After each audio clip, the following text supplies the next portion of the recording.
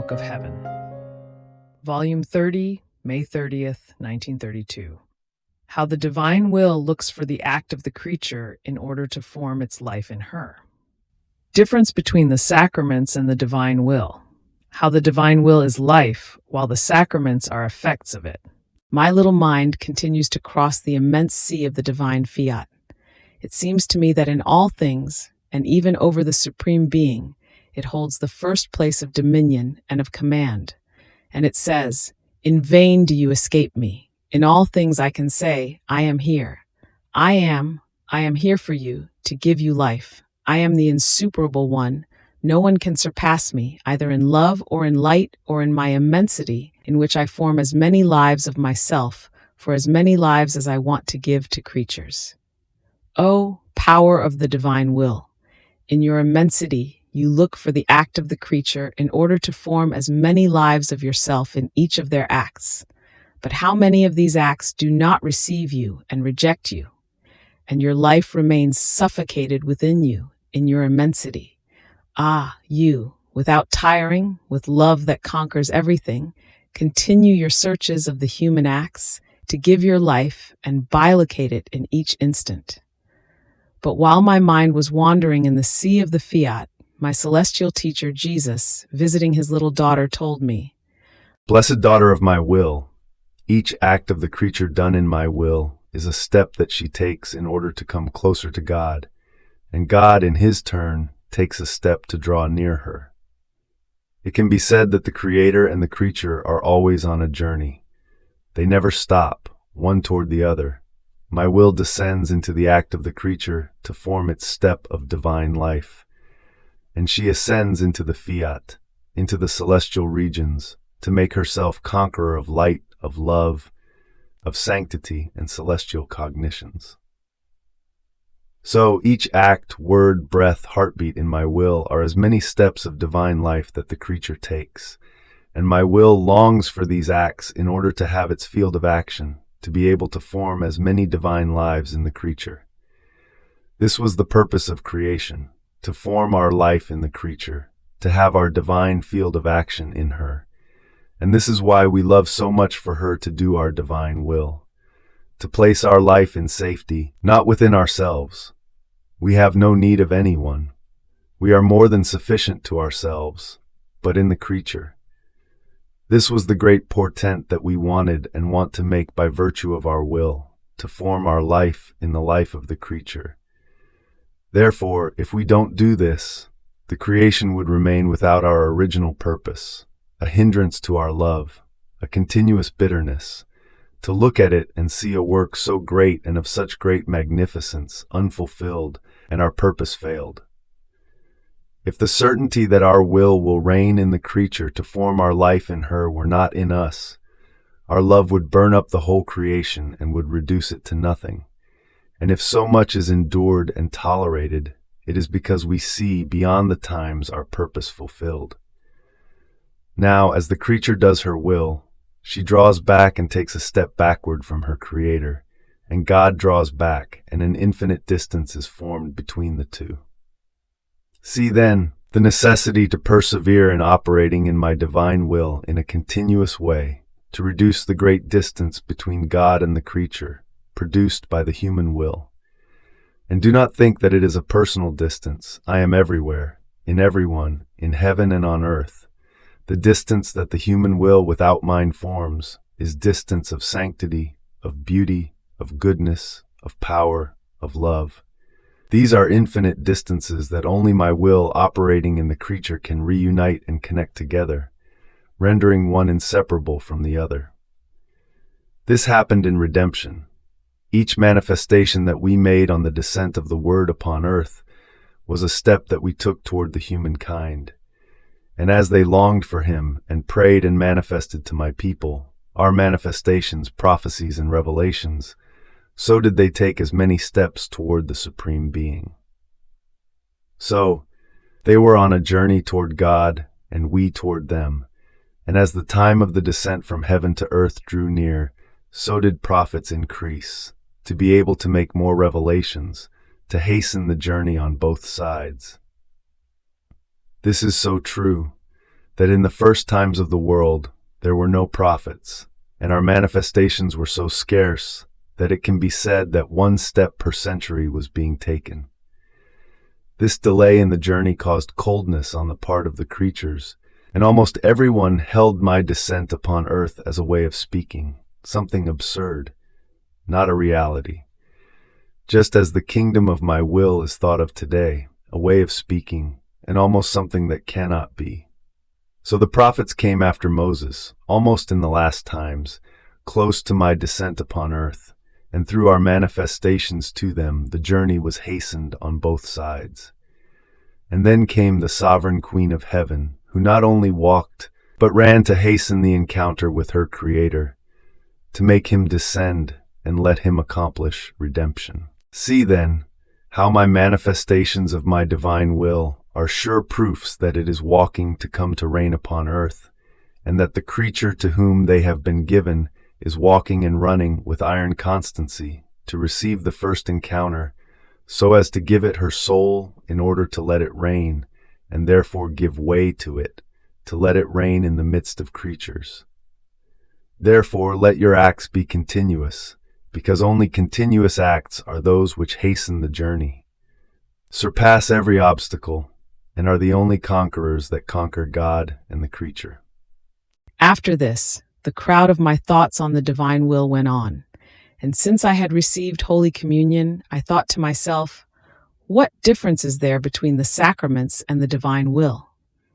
And my sovereign Jesus, breaking his Eucharistic veils, made himself seen, and heaving a sorrowful sigh, told me, My blessed daughter, the difference between one and the other is great. The sacraments are effects of my will, while my will is life, and as life, with its creative power, it forms and gives life to the sacraments. The sacraments do not have the virtue of giving life to my will, because my will is eternal, nor does it have a beginning or an end. On the other hand, my adorable will occupies always the first place in all things, and possessing the creative virtue by its own nature. It creates things and its very life wherever it wants, when it wants, and the way it wants. It can be said that the difference is like a simile between the sun and the effects that the sun produces. These do not give life to the sun, but receive the life of the sun and must remain at its disposal, because the life of the effects is produced by the sun. And then the sacraments are received in time, places and circumstances. Baptism is given only once and never again. The sacrament of penance is given when one falls into sin. My very sacramental life is given only once a day. And in this gap of time, the poor creature does not feel upon herself the strength, the help of the baptismal waters that regenerate her continuously, nor the sacramental words of the priest that fortify her in a continuous way by saying to her, I absolve you from your sins. Nor does she find, in her weaknesses and trials of life, her sacramental Jesus for her to take at all hours of the day. On the other hand, my divine will, possessing the primary act of life and the capacity to give life with its empire, holds the continuous act over the creature. In each instant it gives itself as life, life of light, of sanctity, of love, life of fortitude. In sum, with it as life, there are no times, circumstances, places, hours.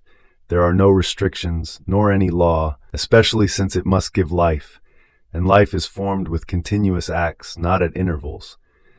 And therefore, in the ardor of its love, with its continuous empire, it can be said that it is continual baptism, absolution never interrupted, and communion of each instant.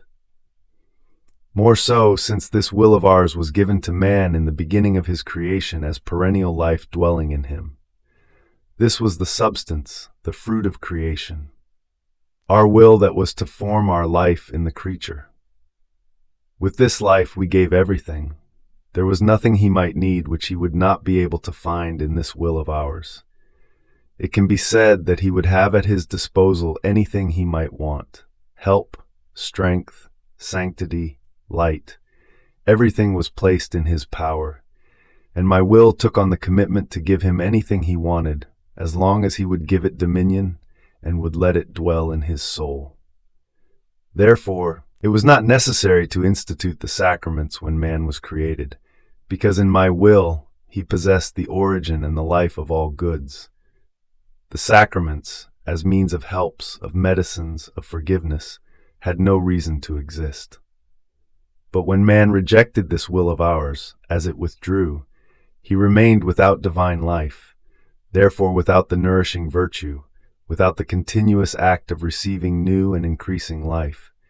And if he did not die completely, it was because of the effects which, according to his dispositions, circumstances, and times, my divine will gave him.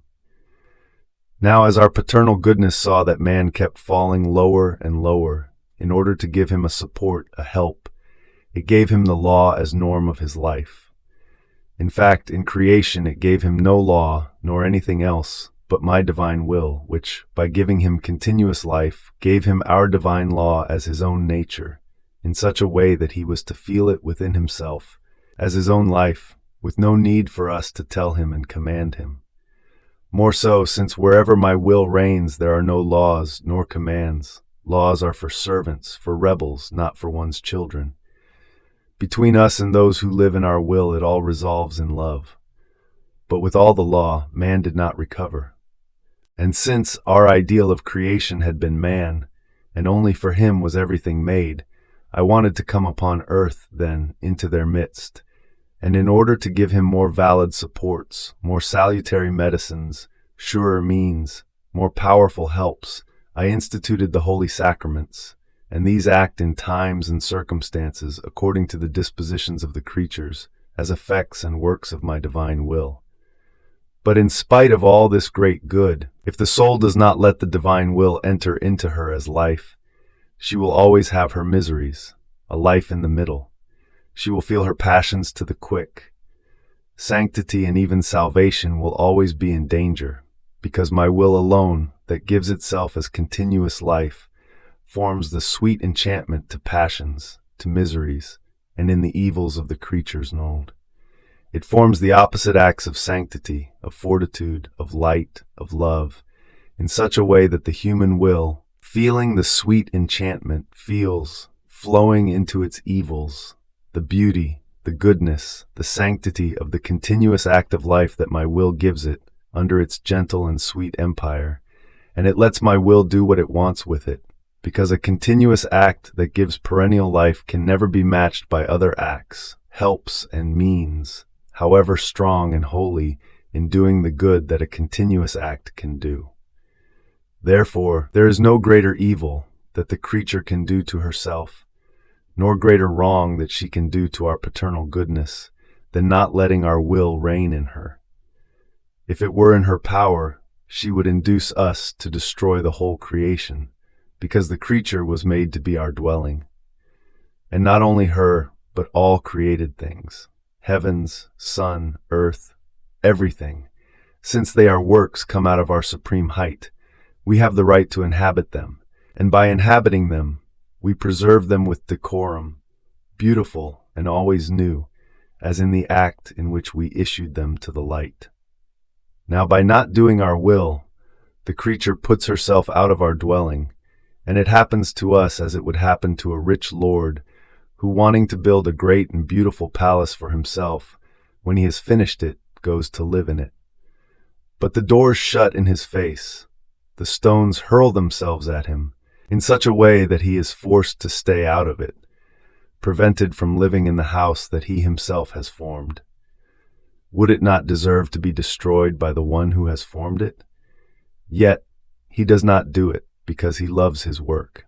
But he waits and waits. Who knows? He might conquer it in love, and of its own it might open the doors to let him in, giving him the freedom to live in it. In such conditions does the creature put us, by not letting our will reign in her soul. She shuts the doors in our face and hurls at us the stones of her sins. And we wait with invincible and divine patience. And since she does not want our will as life within herself, with paternal goodness we give her the effects of it, which are the laws, the sacraments, the gospel, the helps of my examples and prayers.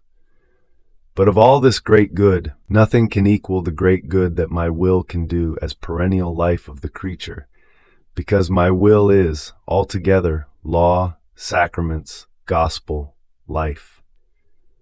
It means everything, being able to give everything, possessing everything, and this is enough to be able to comprehend the great difference that exists between my will as continuous life in the creature and its effects, which it can produce, not in a perennial way, but in circumstances and time, even in the sacraments. And although the effects can do great good, yet they can never come to produce all the goods that the life of my divine will reigning and dominating in the creature can produce. Therefore, be attentive, my daughter, and give it the holy freedom to do whatever it wants in your soul. Fiat